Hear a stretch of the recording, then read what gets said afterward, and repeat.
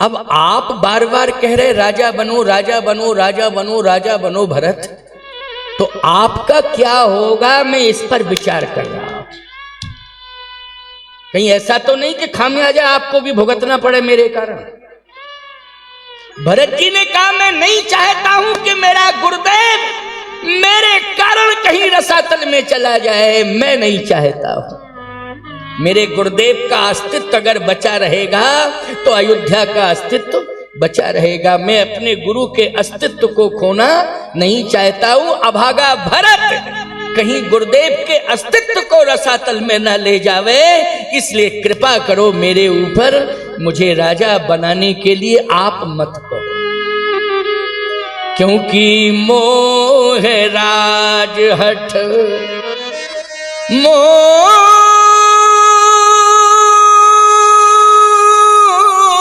राज हठ दई हो जबही, तो रसा रसा तल जई है तबही। ये अयोध्या रसातल में चली जाएगी गुरुदेव, और अगर अयोध्या रसातल में चली गई तो आपको बदनामी मिलेगी, आप भी रसातल में चले जाओगे। इसलिए चरण पकड़ रहा हूं, बार बार प्रार्थना कर रहा हूं कि मैं राजा नहीं बनूंगा, नहीं बनूंगा, नहीं बनूंगा, आप मुझे राजा ना बनाएं। और अगर आप जिद कर रहे हैं तो मैं आपकी अवज्ञा कर रहा हूं, मुझे नरक जाना पड़े मैं नरक चला जाऊंगा, लेकिन मैं राजा नहीं बनूंगा। वशिष्ठ जी महाराज कांपने लगे। भरत, तो बचने का उपाय क्या है? अयोध्या को कैसे बचाया जा सकता है? भरत जी ने कहा एक ही उपाय है अयोध्या को बचाना है। क्या? आपन दारुण दीनता सबे कहो सिरनाय, ओ देखें बिन रघुनाथ पद जिय की जरनी न जाए। एक ही उपाय है, एक ही यही मन माही, प्रात काल चली हो प्रभु पाही। एक ही उपाय है अयोध्या बचाने का कि अब अयोध्या छोड़ के सब प्रभु राम के पास चलें और रूठे हुए राम को मना के वापस लाएं और सिंहासन पर बिठाएं, तभी अयोध्या बचेगी, वरना अयोध्या बच नहीं सकती है। वशिष्ठ जी ने कहा मैं समर्थन करता हूं, समर्थन करता हूं।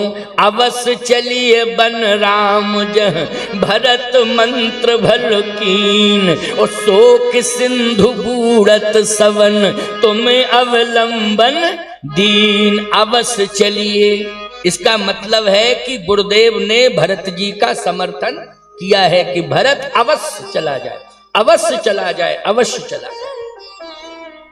पूरा अयोध्या का समाज चल दिया है।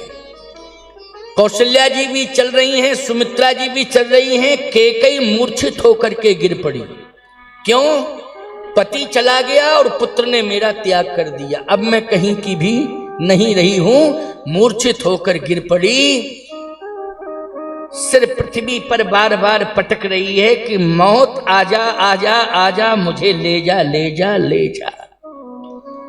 देखो माताओं, कभी कोई बड़ी भूल हो जाती है तो फिर बहुत बड़ा खामियाजा भुगतना पड़ता है,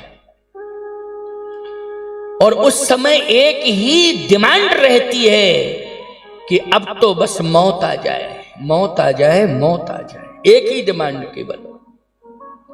लेकिन एक काम करना है, ये मानव शरीर है, इससे भूल होती है, इसका सहज स्वभाव है, भूल होगी, क्योंकि गुण और दोष से बना हुआ ये शरीर है।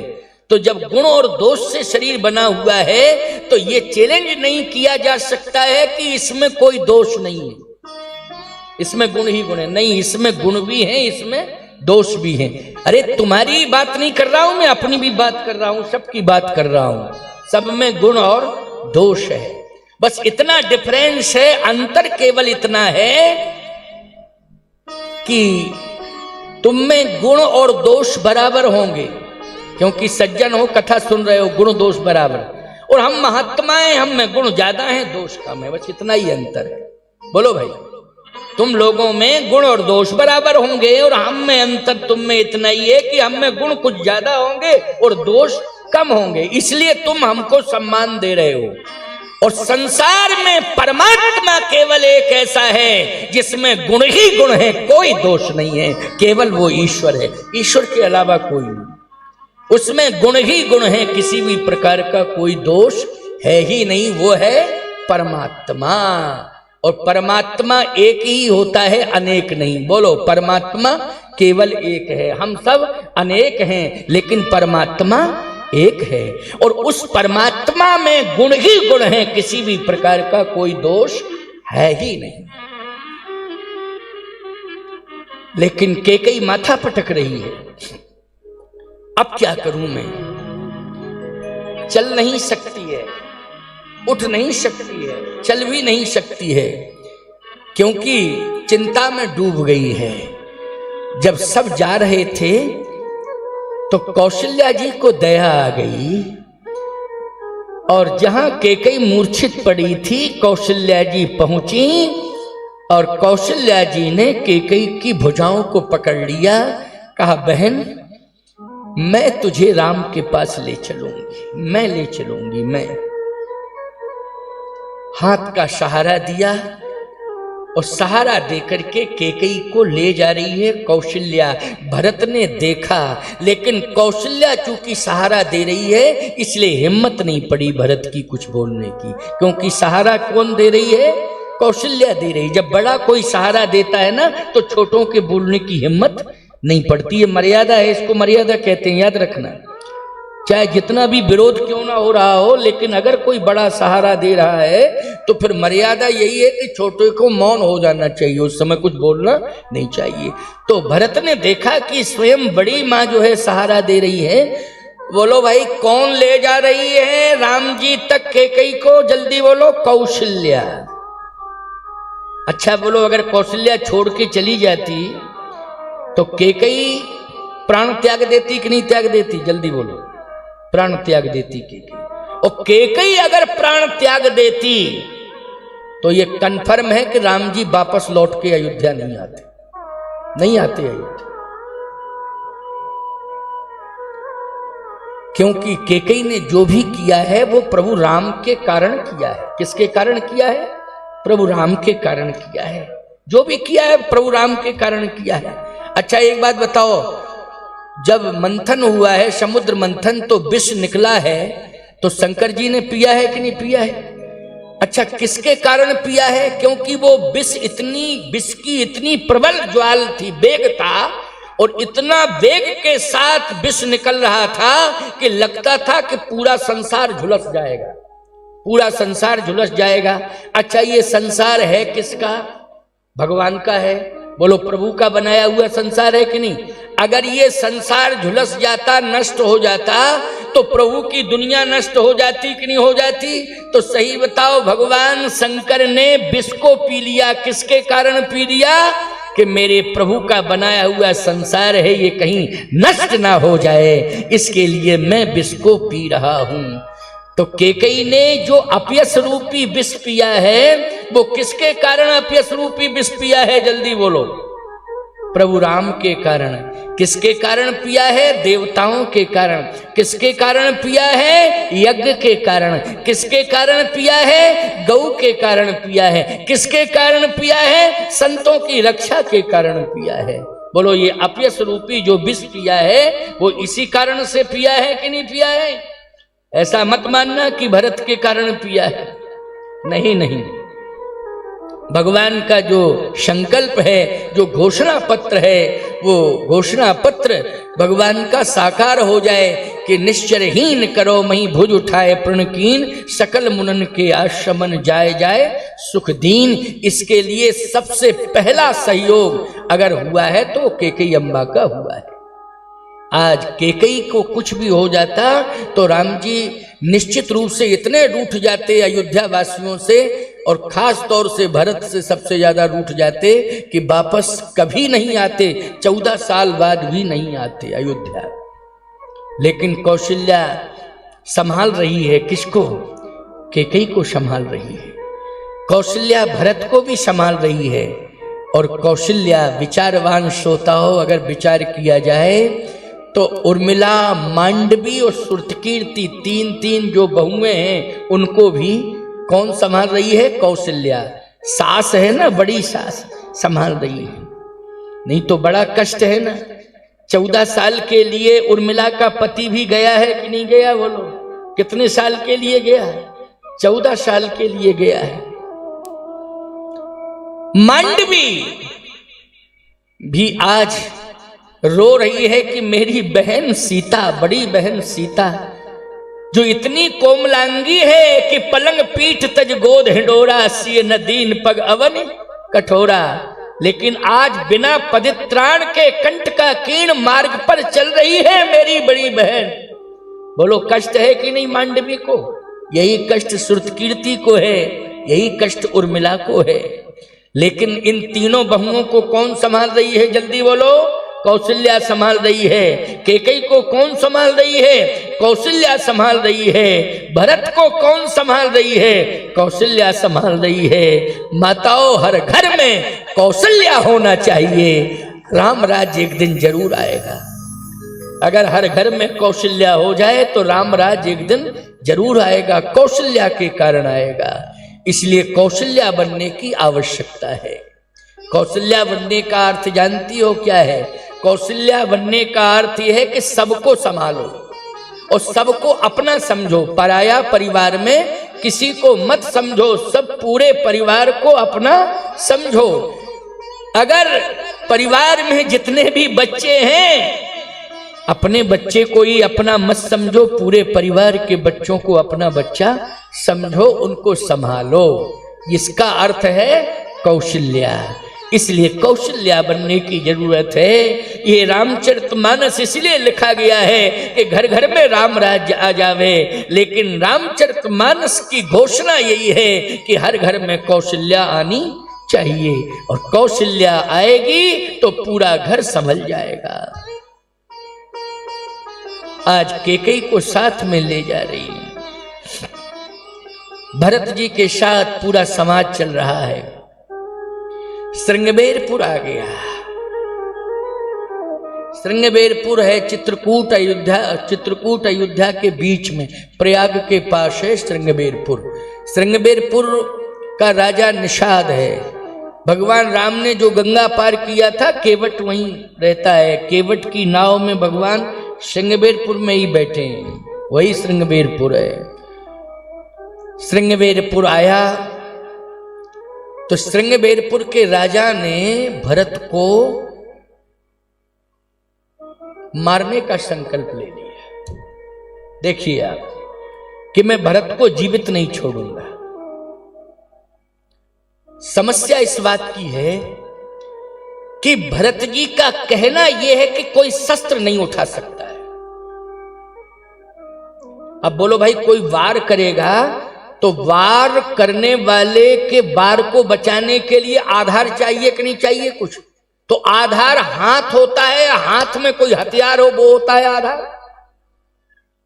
लेकिन भरत जी ने ये कह रखा है कि कोई भी शस्त्र नहीं उठाएगा। और निषाद राज ने कहा है सेना से श्रृंगबेरपुर की कि सभी लोग अपने अपने हाथ में शस्त्र ले लो। क्यों? बोले भरत आ रहा है, इस भरत से युद्ध करना है, क्योंकि ये राम के पास ना जाने पावे। क्यों ना जाने पावे? निषाद राज के दिमाग में ये बात आ गई कि ये भरत जो है राम से युद्ध करने के लिए जा रहा है, और यदि राम को अकेला समझ के युद्ध करने के लिए जा रहा है तो पहले श्रृंगबेरपुर में ही युद्ध करना होगा भरत को, तब कहीं राम के पास ये भरत जा पाएगा। ये गलत सूचना, ये सूचना ही गलत है और ये सोचना भी गलत है। यदि किसी ने सूचना दी है तो गलत सूचना दी है, और ये सोच रहा है निषाद तो गलत सोच रहा है।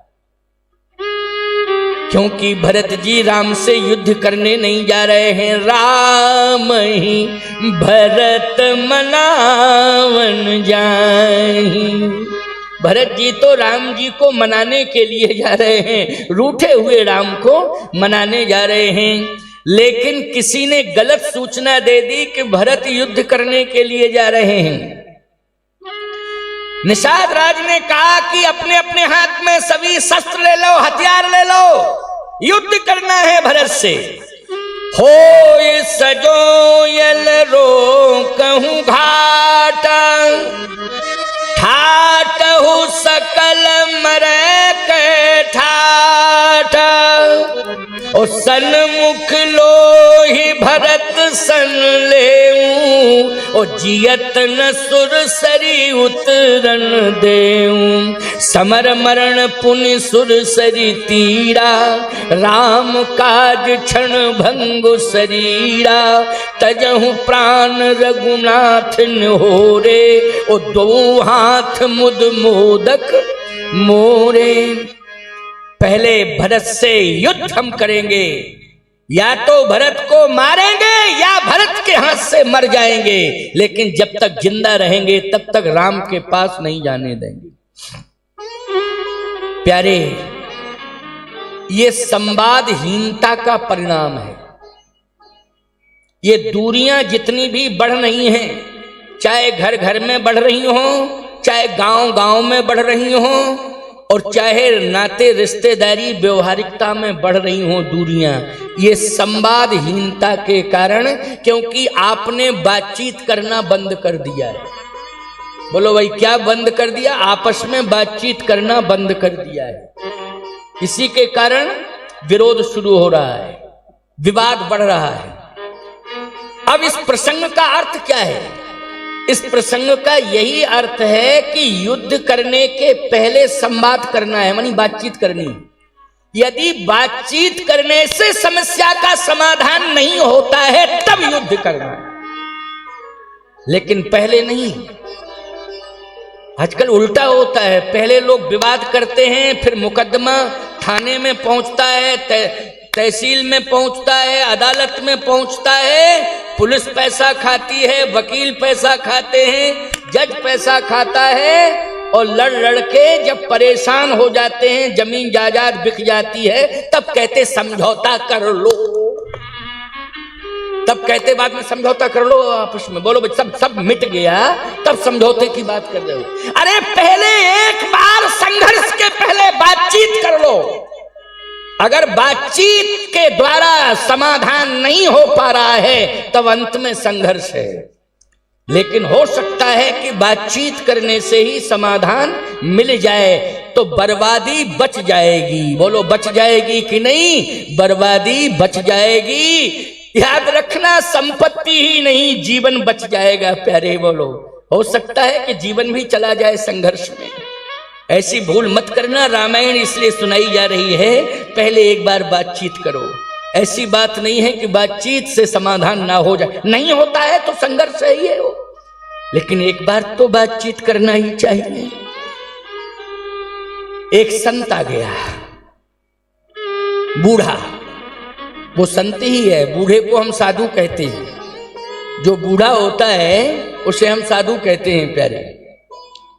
और आप लोग यदि सही माने में परंपरा, सनातन की हिंदू परंपरा मानते हो तो बूढ़े को देवता कहते हो। बोलो भाई, अगर सनातन की मर्यादा मानते हो तो बूढ़े को क्या मानते हो? देवता। देवता है बूढ़ा। अब देवता है तो ईमानदारी से बताओ, देवता की बात मानना चाहिए कि नहीं मानना चाहिए? मानना चाहिए। साधु की बात भी मानना चाहिए। जो ना माने साधु सीख तो लेके कटोरा मांगे भीख। इसका अर्थ यह है कि जो साधु की बात नहीं मानता है, बूढ़े की बात नहीं मानता है, शास्त्र की बात नहीं मानता है, निश्चित रूप से वो मिट जाता है, दरिद्री हो जाता है, भिखारी हो जाता है, अस्तित्वहीन हो जाता है। उसका अस्तित्व नहीं रहता है समाज में। इसलिए अस्तित्व को अगर बचाना है तो फिर आपको बूढ़ों की बात माननी है, साधुओं की बात माननी है, ग्रंथों की बात माननी है। महाजनो येन गतः सपंथा, महापुरुष जिस रास्ते पर चले हैं उसी रास्ते पर आपको चलना है।